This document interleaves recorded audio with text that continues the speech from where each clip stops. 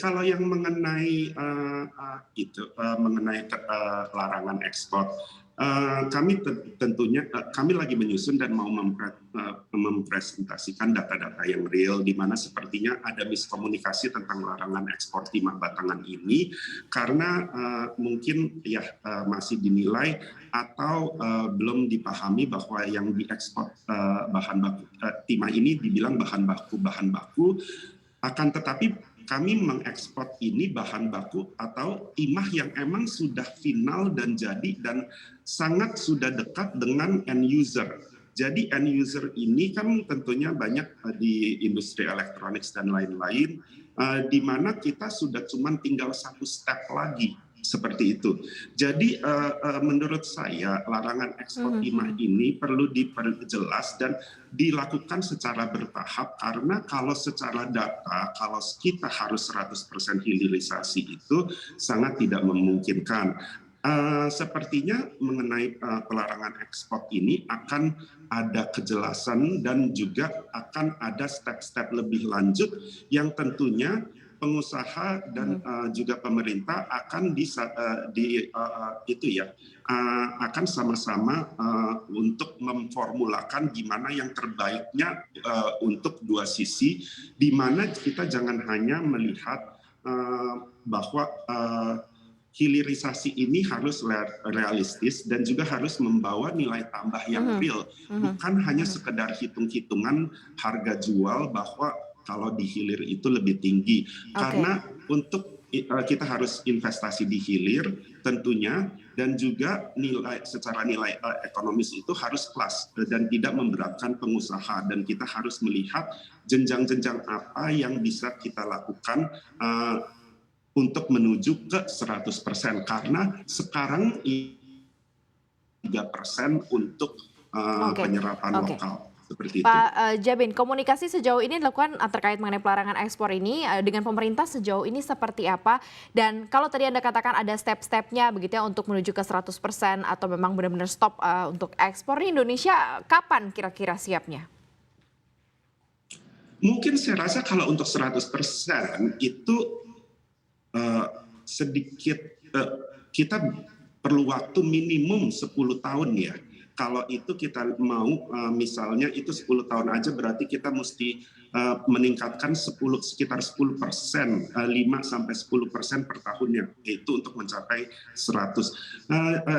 Salah satu faktor yang kalau mengetahui bahwa hilirisasi ini segimana, maksudnya ada tantangannya, salah satunya adalah tin chemical yang sekarang ini paling laku, atau tin maksudnya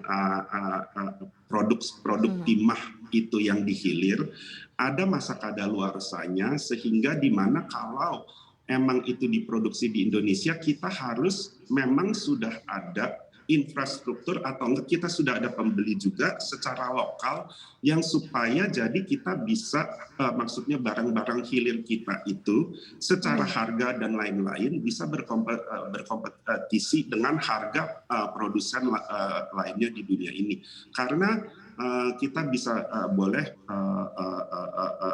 biarpun kita boleh bilang adalah supplier number one di dunia, akan tetapi tidak jauh dari kita ada juga yang produksi timah besar di Peru dan negara lainnya juga seperti itu.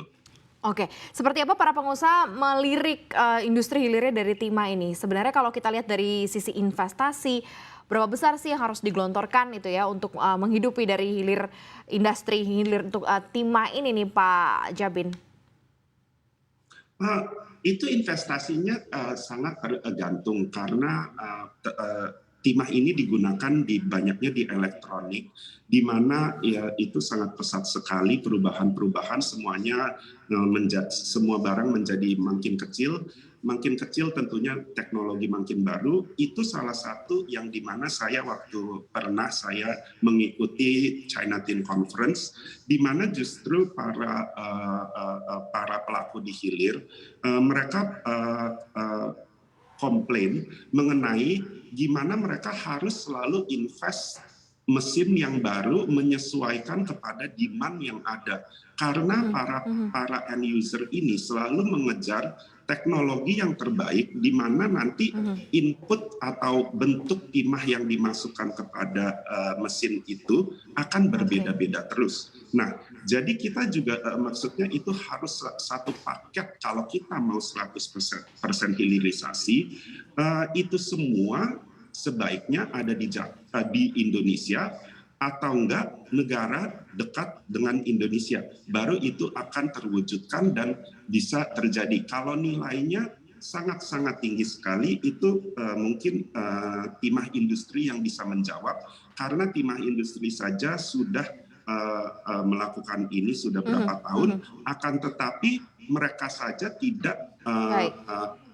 kalau emang ini adalah maksudnya sangat profitable, tentunya timah industri akan ekspansi besar-besaran mengenai ini.